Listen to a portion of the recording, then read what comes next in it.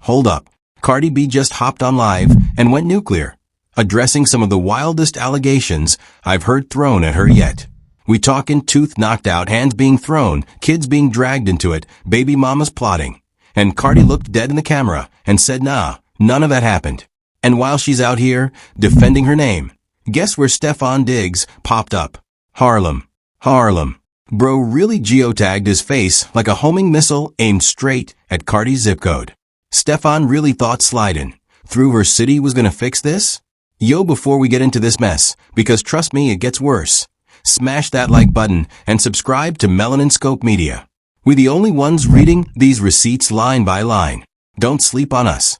Belcalis Almanzar, Cardi B for the people in the back, jumped on a Twitter space and an Instagram live to address two things back to back.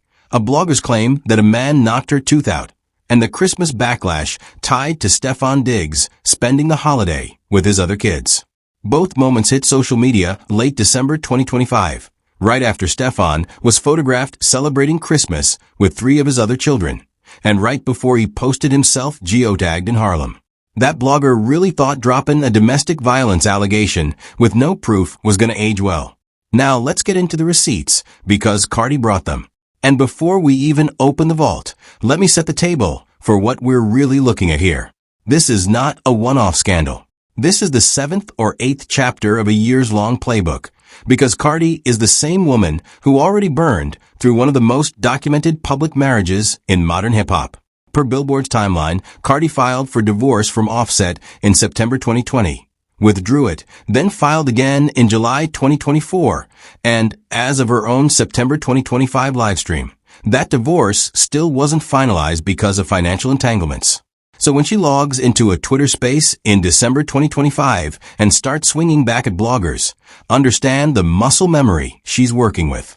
This woman has been publicly defending herself since Bodak Yellow went #1 in 2017.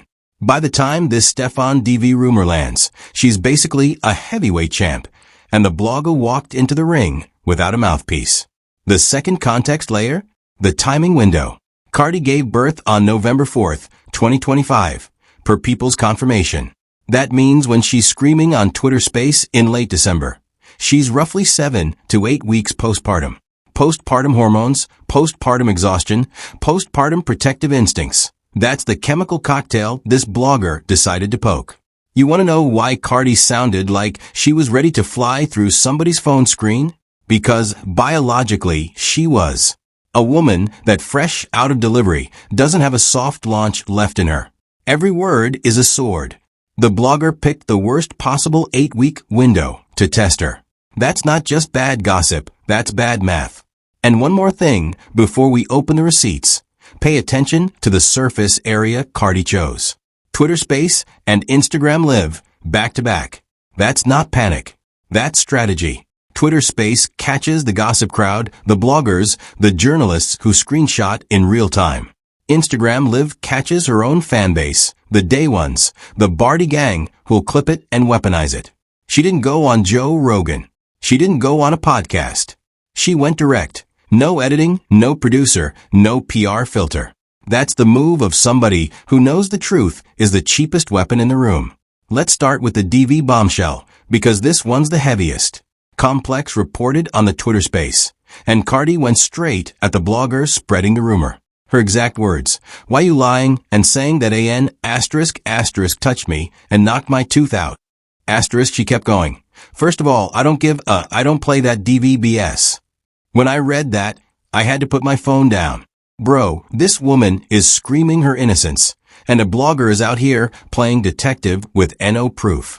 That's the dumbest flex I've seen all month. And let me put this in even sharper focus. When somebody throws a domestic violence allegation into a public arena without evidence, they're playing with one of the most legally radioactive accusations on the planet. Attorneys have been documenting the phenomenon for years, per attorney at Law Magazine citing a 2021 Psychiatric Times analysis. Unproven DV claims appear in anywhere from 2% to 35% of cases tied to custody and high-stakes proceedings. Now apply that statistic to the gossip economy, where there are 0 courtrooms, 0 judges, and 0 evidentiary rules. A blogger can fire that gun with zero consequence, and the bullet still hits the target. Cardi understood that instantly. That's why she didn't go quiet. Quiet is what they wanted. Quiet would have let the story metastasize for a week before her PR team caught up. Loud was the only correct answer. And bro, she went loud. Then she pointed at her own mouth. Complex confirmed she referenced her veneers directly, basically saying her smile has looked the same for years. Go pull the photos. Her exact challenge to the blogger? Go ahead and prove it. Post a day when that happened. Yo, when I heard her say that, I was like, oh, she's cooking. She didn't just deny it.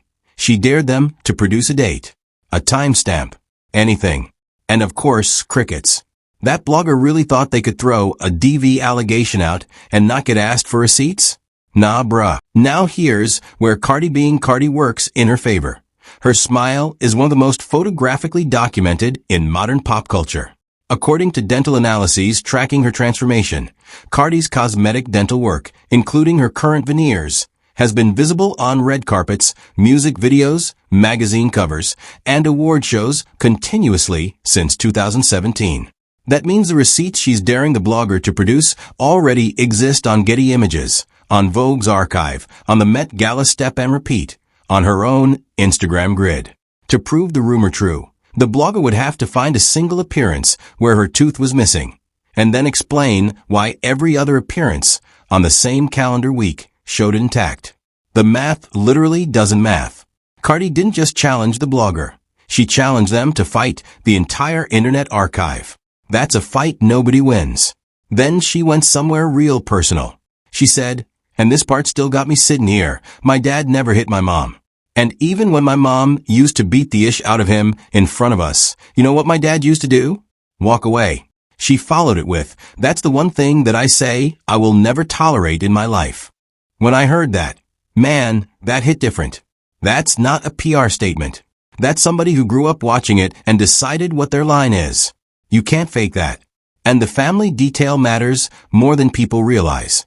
Per People magazine's reporting on Cardi's family, her father Carlos Almanzar is Dominican and worked as a cab driver in New York. Her mother Clara is Trinidadian. Two immigrant cultures, both with their own deeply complicated relationships to gendered violence, fused into one Bronx household.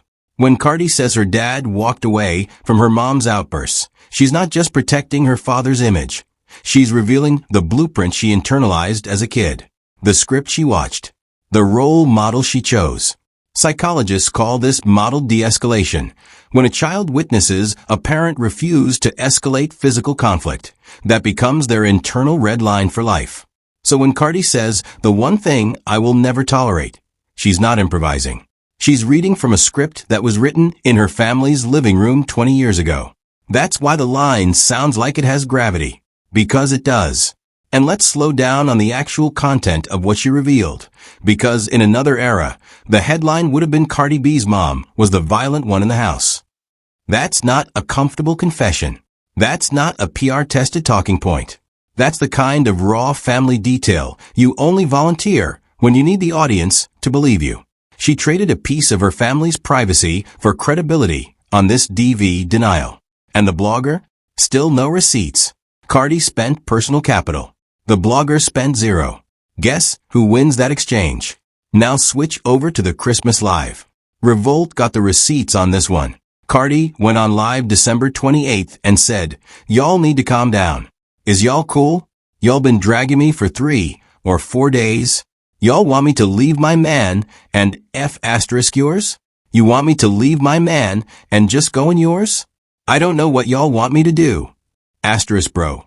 When I heard her say, put my baby back in my coochie, because that's the actual quote that went viral, I knew this woman was at her breaking point.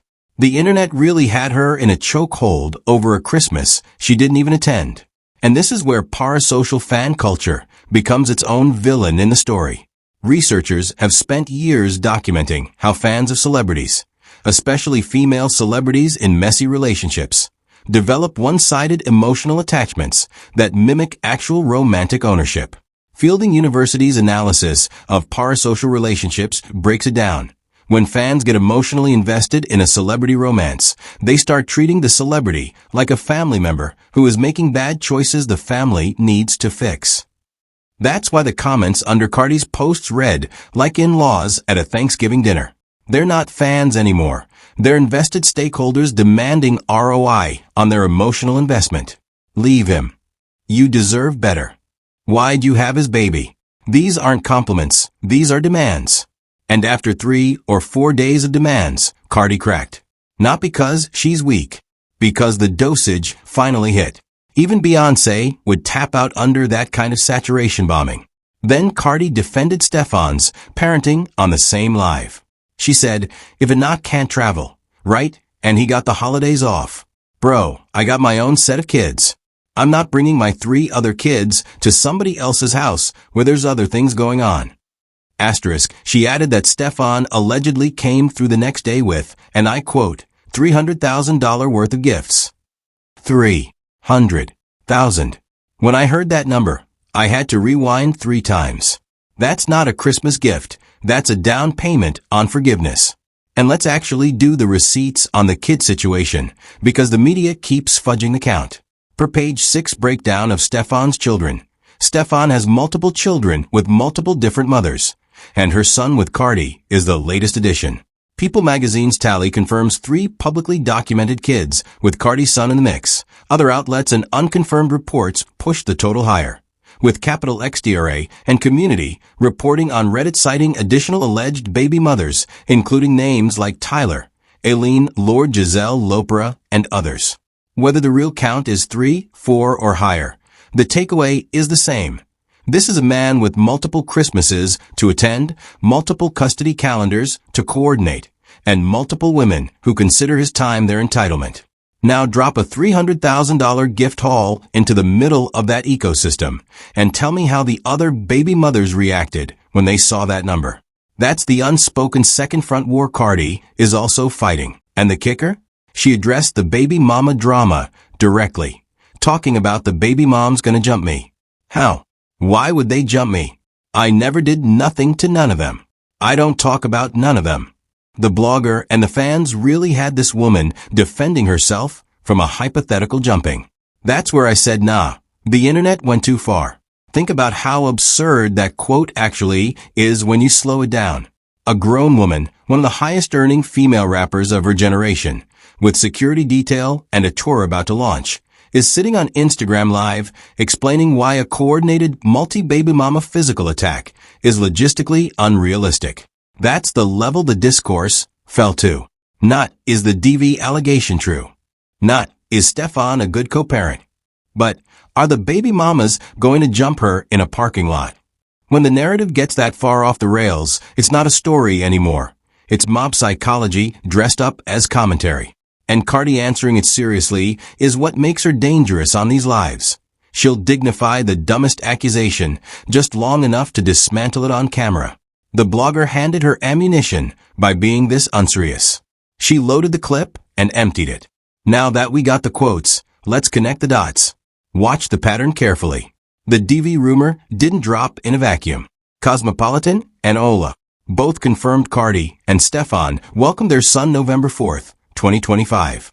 6 weeks later, 6 weeks, Stefon's Christmas photo dump dropped. And within 72 hours, the blogger allegations started multiplying. That timing? Not random. Somebody saw blood in the water. And the blood in the water metaphor isn't even a metaphor here. It's literally how the gossip economy is wired. Bloggers, podcast hosts, IG Reels accounts, they're all fighting for the same finite attention pool. When a celebrity baby is 6 weeks old, the mother is at her most photographable, her most relatable, her most clickable. Engagement metrics for new mom celebrity content spike massively in the first 2 months postpartum. And any drama tied to that window goes viral faster than drama tied to a non-event week. So a blogger sitting on a tip, true, false, or somewhere in between, would wait until the most algorithmically profitable moment to release it. December 28th, with a kid 8 weeks old, Christmas backlash, already smoking, and Cardi already trending? That's not when bloggers stumble onto a story. That's when bloggers deploy one. The timeline isn't suspicious, it's textbook. That post? Dropped while Cardi was already isolated from the holiday narrative. That live? Happened right as gossip blogs started piling on with the she's the 7th baby mama, not the 6th leak. Stefon's mama? Page 6 confirmed she's been publicly siding against Cardi in the drama, and that's the kind of pressure that makes a man do desperate things. And let me dwell on the mama factor for a second, because Stefon Diggs, the self-proclaimed NFL mom, who runs the @digthis_ Instagram account, is not some background character. She's an active participant in the narrative. She posts, she comments, she picks teams. And in the world of black celebrity discourse, a man's mother publicly siding against his partner is a nuclear signal. It tells the audience, I, the woman who raised him, do not co-sign this woman. It also tells his other baby mothers, the door is open, speak now. That single post from Stefon's mom didn't just hurt Cardi's optics. It activated every dormant baby mama in the entire ecosystem to consider whether this was the week to talk. Mama Diggs may not have meant to be a domino, but she became one. Speaking of desperate, Stefon's Harlem geotag. The interview? Already done. The Christmas backlash? Already burning. And then he tags Harlem. That's not coincidence. That's a man whose mama is dragging him in public, whose Patriots release was already being whispered about per page 6, and who suddenly remembered Cardi's borough exists. So Stefon did this days after his mama's post went viral? That's terrible timing. Bruh. Any smart person would have waited a month. But Stefon ain't smart. Past beef context matters here too. People and Billboard both reported on the Stefon Diggs personal chef lawsuit, the same one where he was charged with felony strangulation and misdemeanor assault and battery. He was later acquitted per ESPN's coverage of the verdict and NBC Boston's 2-day trial recap. But the optics? Catastrophic. So when a blogger drops a DV claim on Cardi, they're surfing the wave of that chef trial. They're trying to make the puzzle pieces fit. The problem? Cardi ain't a victim. She's a busybody, and she will out you in front of God and everybody. And this is the part that requires real-time pattern recognition. The chef case had 2 specific charges, felony strangulation and misdemeanor assault. The verdict was not guilty on both, but the words strangulation and Stefon Diggs are now permanently linked in Google search index. SEO doesn't care about acquittals. SEO cares about co-occurrence. So when a blogger fires off a DV allegation involving Stefon and a woman, the algorithm has already preloaded the audience with the prior story's keywords. The accusation lands on fertilized soil. That's why a baseless rumor went viral so fast. It's not that the audience believed it. It's that the audience had already been trained to associate his name with the category. That's how reputational damage compounds even after legal exoneration. The blogger knew this. Whether they meant to exploit it or not, they were swimming in a current somebody else built. The relationship layer is even crazier. Yahoo confirmed Stefon publicly addressed their viral arguing video. Billboard's coverage caught his exact response, where he literally said, I don't even think that was arguing. And People's exclusive source said Stefon wants to make it work. This man is running the comeback playbook in real time. The Harlem Post? That's chapter 1. Stefon really thought nobody would connect these dots? We see you, bro. And let's name the playbook out loud, because every athlete in a high-profile relationship runs the same 6 moves when the wheels come off. Move 1, public minimization. It wasn't even an argument. Move 2, geotagged appearance in her territory, Harlem. Move 3, friendly source close to him, leaked to a Tier 1 outlet people. Move 4, a photo op with the kids that doesn't include her, Christmas dump. Move 5, a mother or sister walks back her earlier criticism. Move 6, a surprise public appearance together that gets accidentally filmed by fans. Watch the news cycle. By the time you finish reading the script, we've already seen moves 1, 2, 3, and 4. Per Yahoo's reporting from March 2026, Mama Diggs even started softening her stance and posting about attending Cardi's concert. That's move 5 in motion. The only move left is move 6, the surprise reunion. And per touchdown wire, even that move has been attempted. Stefon was reportedly involved in an incident at Cardi's tour. The playbook is running on schedule. The only question is whether Cardi is the audience or the director. But here's where it gets even more interesting. Now check this out. Nobody's talking about the wording Cardi used. She said the N-word, never even laid a nail on me. A nail. Not a finger. Not a hand. A nail. That's deliberate.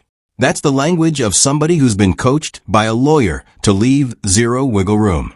Cardi's not saying he was kind. She's saying contact was zero. Big legal difference. And the blogger really didn't catch that? Embarrassing.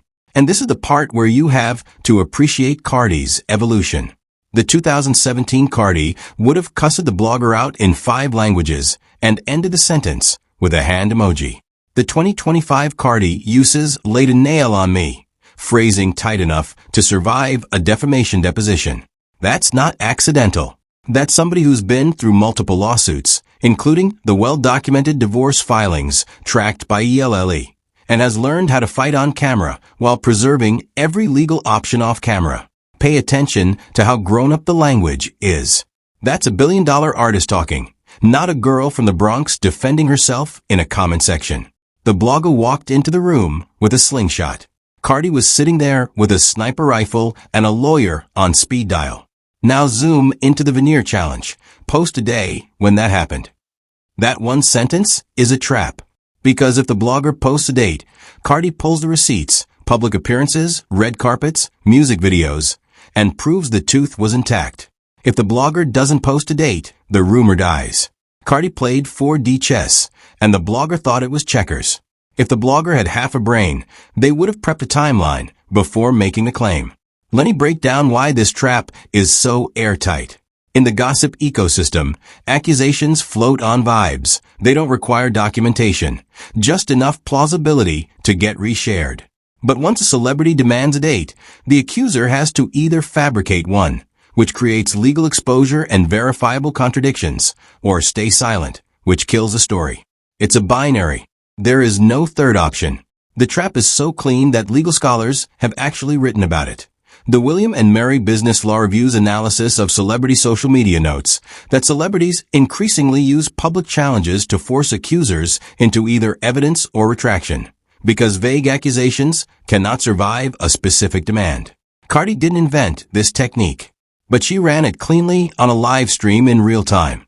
That's the difference between PR coaching and instinct. You can't teach this.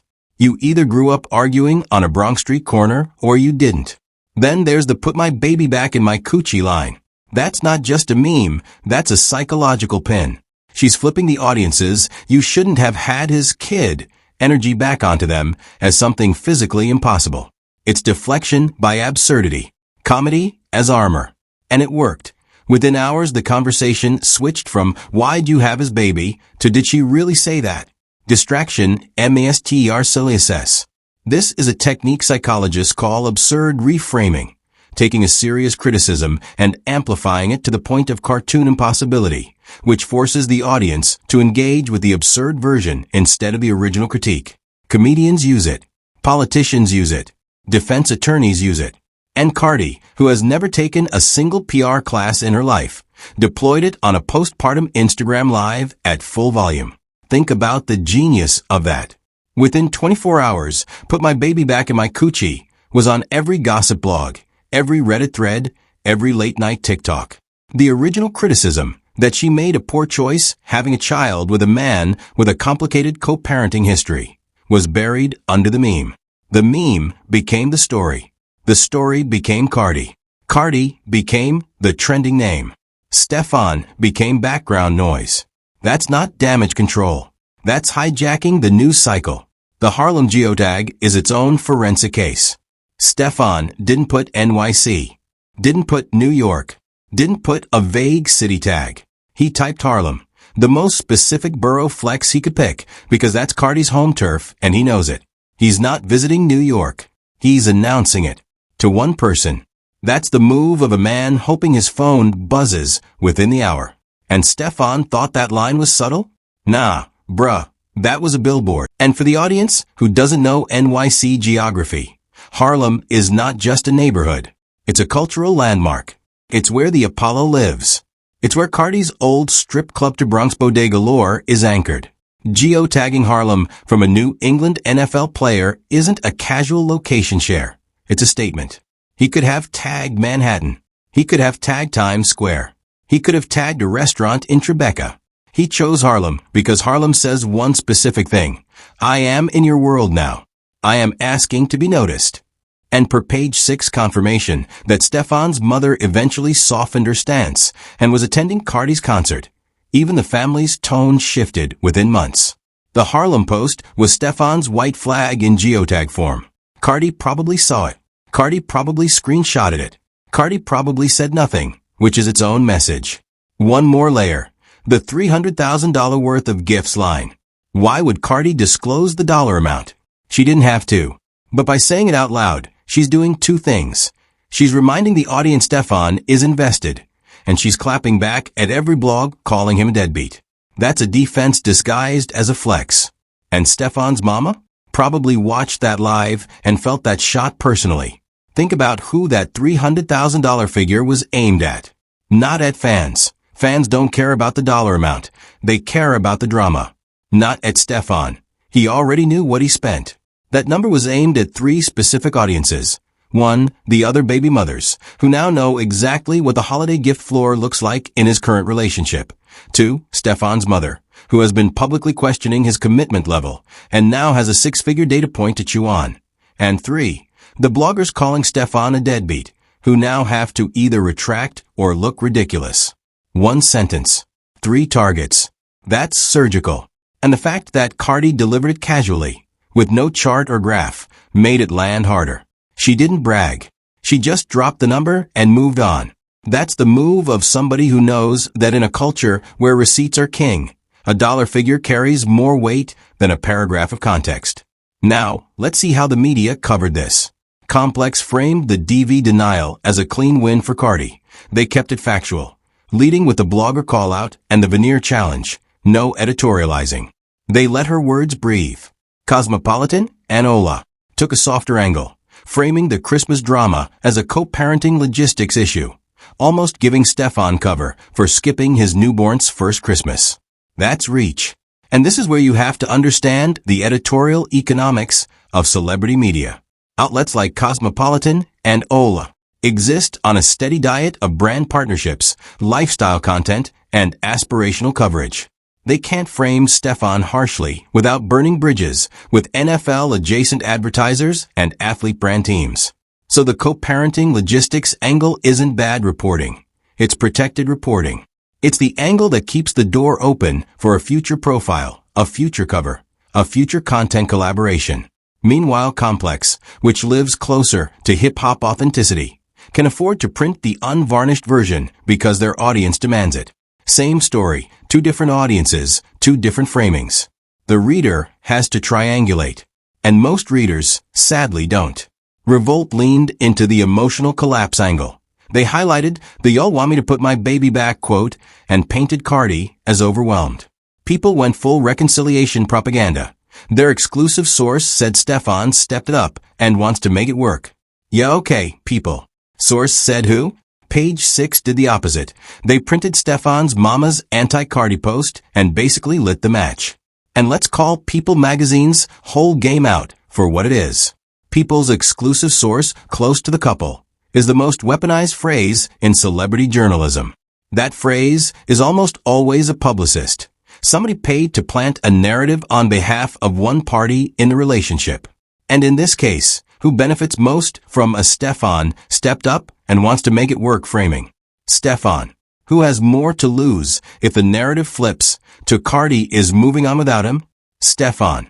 So when People drops that line, you don't have to be a media analyst to figure out whose camp leaked it. The leak is the strategy. The leak is the comeback. And once that quote is in People, every smaller blog has covered to repeat it as if it's neutral reporting. That's how a $300 an hour publicist turns a press release into a worldwide narrative for free. Now some people in the comments are saying Cardi protests too much, that the DV denial was too aggressive. But those are the same people who thought she was a victim 2 weeks ago. Pick a lane, bruh. Some opposition fans are saying she's covering for Stefon because of the chef case. But remember those receipts from earlier? Cardi referenced her dad walking away from violence. You can't fake that backstory. The protest's too much critique is itself a misogynistic trap that's been deployed against women for centuries. There's literally a Shakespeare line about it from Hamlet. The lady doth protest too much, methinks. 400 years later, the same rhetorical move is being used to discredit a Bronx-born rapper on Twitter Space. The structure of the criticism is, if you deny calmly, you must be hiding something. If you deny passionately, you must be hiding something more.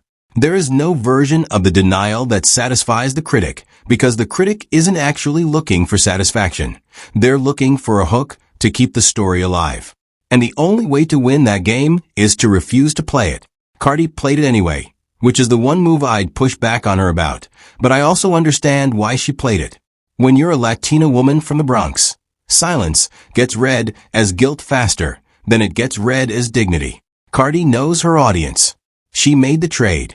The media trying to spin this for Stefon, but the receipts don't lie. He skipped Christmas with his newborn. His mama is publicly anti-Cardi per Page 6. He got dropped by the Patriots. And now he's in Harlem?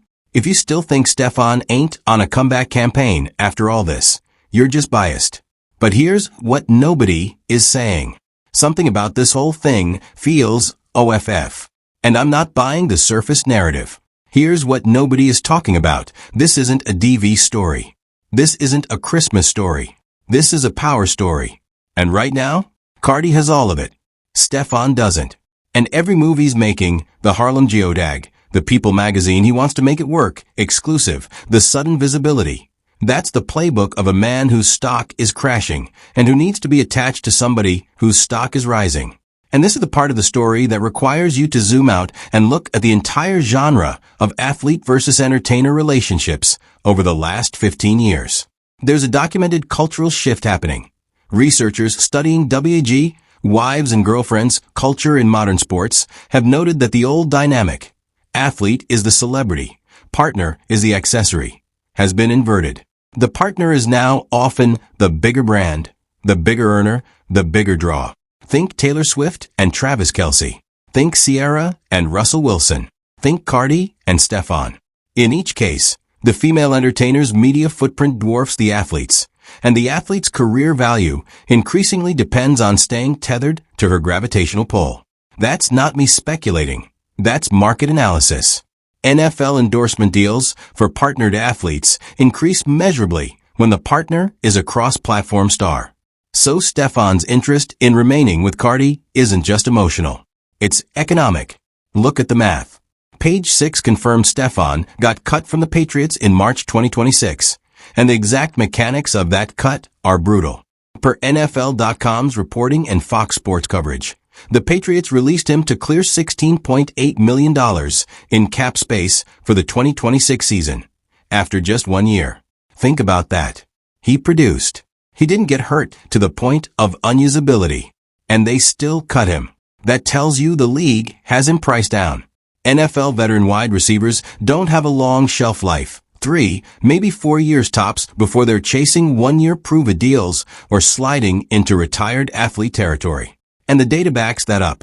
Per Statista's NFL career length tracking and position-specific analyses, wide receivers average around 2.81 seasons in the league. Stefon is already an outlier just by being 11 years in, but every additional year he plays is a year past the statistical mean. Cardi? She about to drop a tour that's gonna gross what some NFL careers don't gross in a decade. Stefon is playing checkers while Cardi is playing chess, and he's the piece getting moved.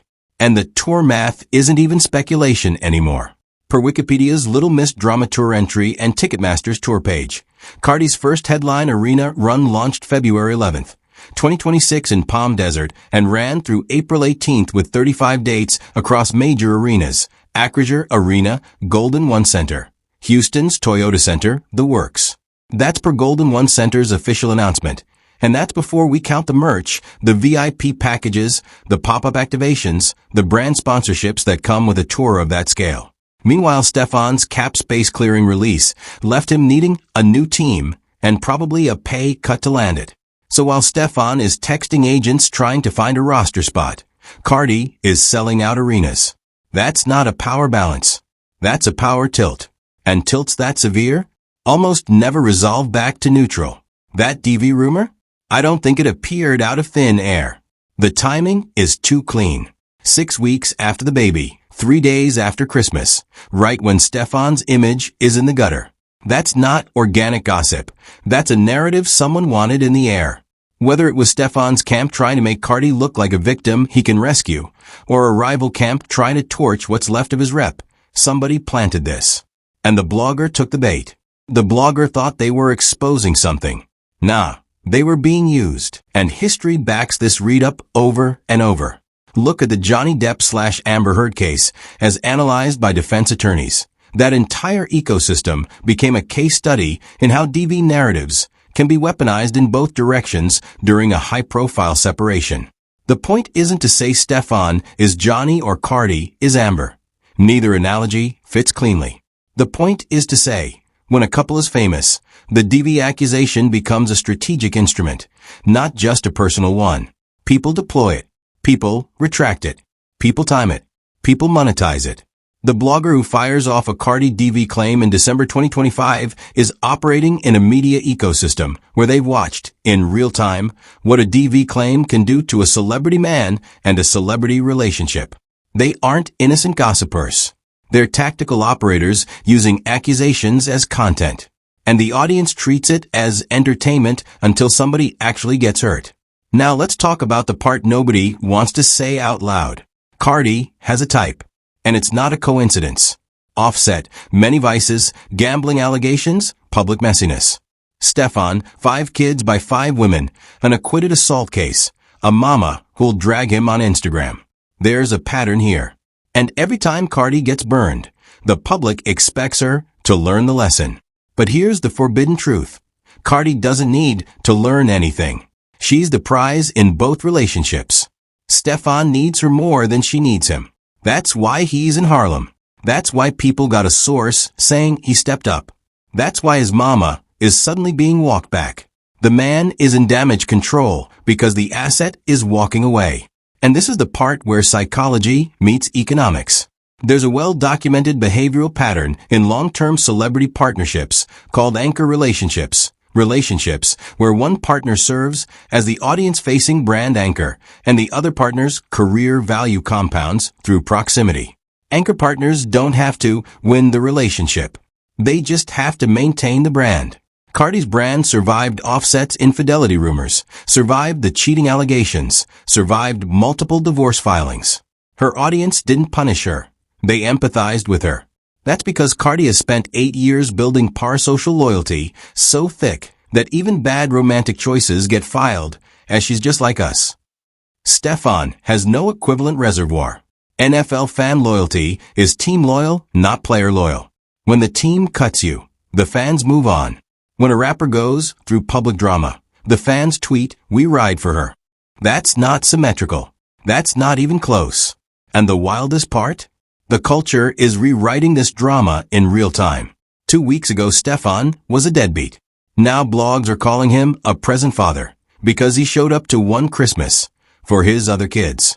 That's the most generous parenting grade I've ever seen handed out. Bro got a participation trophy for being half decent. If opposition had to operate by Cardi standards, he'd be on his 5th apology tour by now. The double standard is the loudest part of this whole episode. A woman is expected to be perfect, postpartum, photogenic, gracious to the other baby mothers, and silent when bloggers lie about her. A man is expected to show up to one Christmas dinner with 3 of his kids and gets canonized for it. That's not me whining about gender. That's me reading the comment sections. Every viral comment under the Christmas photos gave Stefon credit for being there. Every viral comment under Cardi's live questioned her judgment, her temper, her decision to have the kid. Same news cycle. 2 completely different rubrics. And the audience didn't even notice it happening. That's the kind of cultural invisibility that lets the pattern keep repeating. And that's the truth they won't tell you. This isn't a love story collapsing. It's an asset and a liability finally being labeled correctly. Cardi is the asset. Stefon is figuring out he's the liability. And every Harlem geotag, every People exclusive, every he wants to make it work leak is just him trying to upgrade his label. Now this is about to get ugly. The scary part? Everything feels quiet right now. But it ain't gonna stay quiet. Watch the next move carefully. Stefon's gonna keep showing up, more Harlem posts, more strategic photo ops, more spotted sightings, where he's somehow always 2 blocks from wherever Cardi is.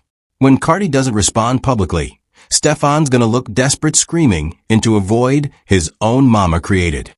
The silence is gonna hurt him more than any clapback Cardi could post. And the People magazine sourced leaks? Those are gonna get more aggressive. Watch for an "I never stopped loving her" exclusive within the next 2 months. Bookmark this. And we're already watching this prediction play out in slow motion. Touchdown Wire's March 19, 2026 report literally documented Stefon allegedly being escorted out of the T-Mobile Arena by security after trying to confront Cardi about their son at her concert.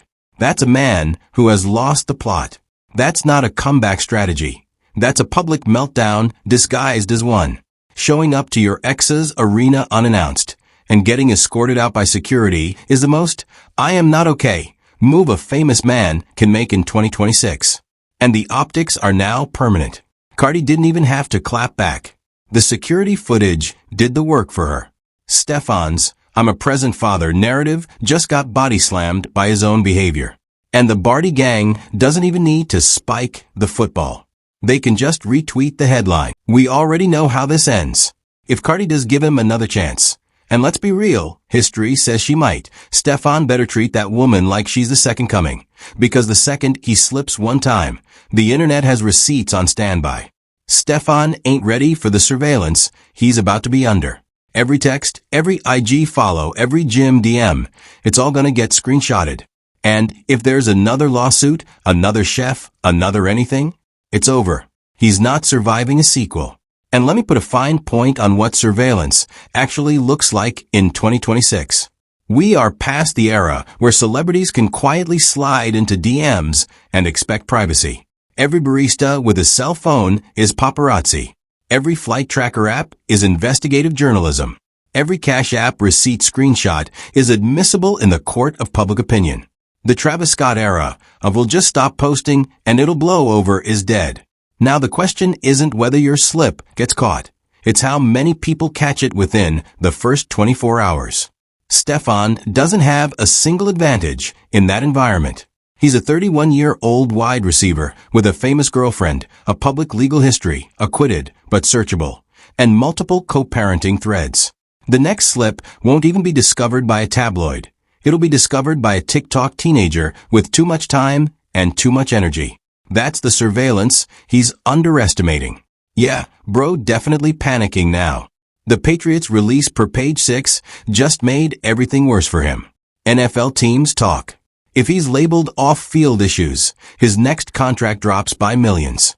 Suddenly that Cardi Rolodex, the Vegas residencies, the brand deals, the entertainment industry connections, is worth more to him than another 2 seasons of football. He's calculating in real time. And Cardi? She knows. That's why she's running the streets looking unbothered. That's not a coincidence. That's a chess move.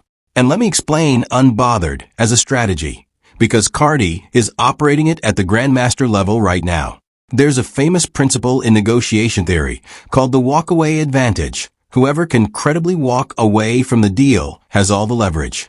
Cardi has spent the last 3 months proving, through her tour, through her music, through her public schedule, that she can walk. She's not pleading. She's not posting "I miss us." She's not subtweeting. She's just living. And every day she lives unbothered is a day Stefon's negotiating position gets weaker. That's not luck. That's not happenstance. That's a woman who's done this before with Offset. Per the ELLE timeline, Cardi survived a 2018 split, a 2020 divorce filing, a 2023 reconciliation, and a 2024 second divorce filing, all while her career trajectory only went up. Cardi has a PhD in being unbothered, while a man is publicly unraveling. Stefon is her dissertation topic. This ain't even just about rap anymore. The culture is shifting. We're watching the new era of celebrity relationships in real time, where the woman has more leverage, more money, more visibility, and a longer shelf life than the man.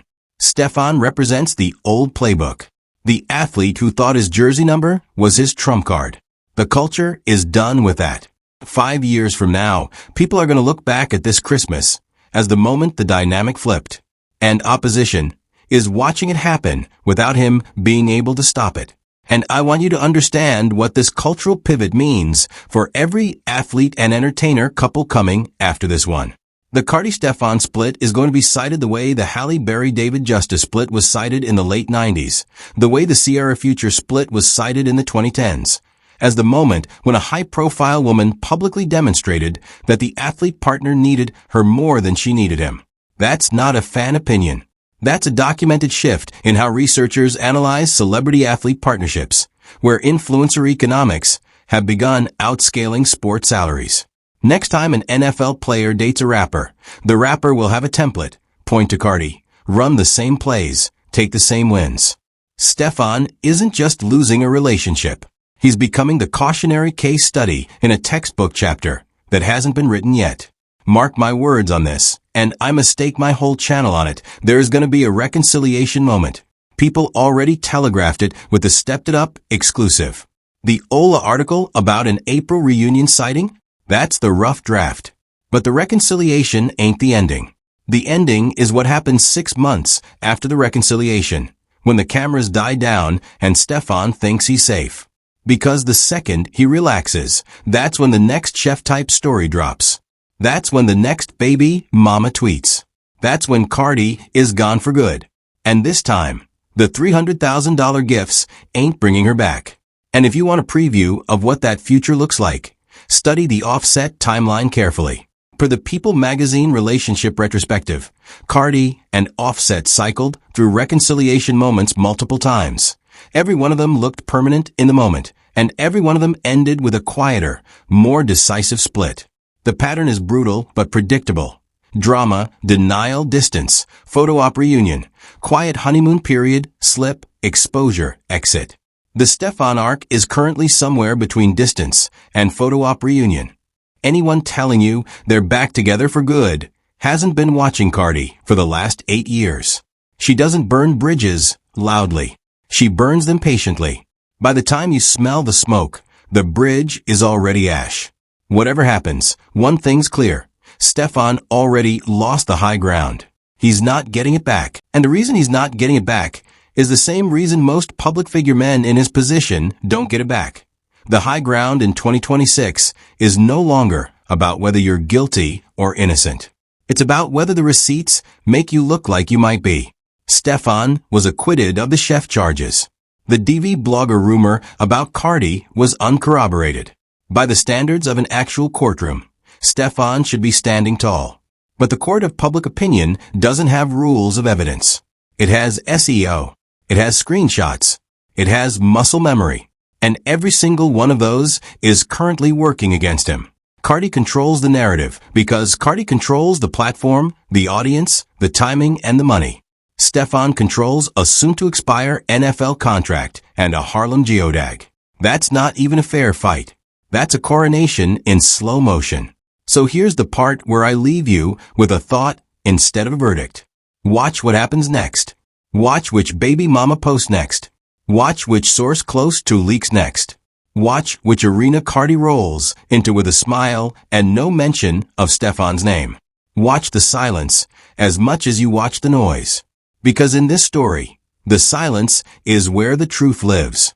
And right now, Cardi's silence is louder than every single thing Stefon's been doing on Instagram. The DV rumor was supposed to break her. Instead, it broke the blogger. The Christmas backlash was supposed to isolate her. Instead, it isolated him. The Harlem geotag was supposed to bring her back. Instead, it announced he was lost. Every single move that was meant to put her on defense ended up putting her on offense. That's not luck. That's not victimhood. That's the most calculated power play in modern celebrity culture. And we're all watching it unfold one live stream at a time. Stefon thinks the game ends with reconciliation. Cardi knows the game ends with the soundtrack she chooses for her next album. Guess which one of those outlasts a Patriots roster spot? Guess which one of those outlasts a viral DV rumor? Guess which one of those is still being talked about in 2031 when Stefon's name is a trivia question on a sports podcast? The answer's been written for months. The audience is just catching up. Look, I've been in this game long enough to know when somebody's writing checks their reputation can't cash, and Stefon Diggs is signing them in PN. So tell me in the comments, is Cardi going to take him back, or is the Harlem geotag the last desperate move of a man who already lost?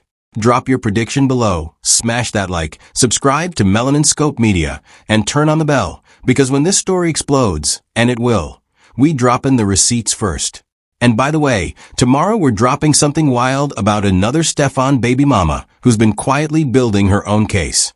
You do not want to miss that.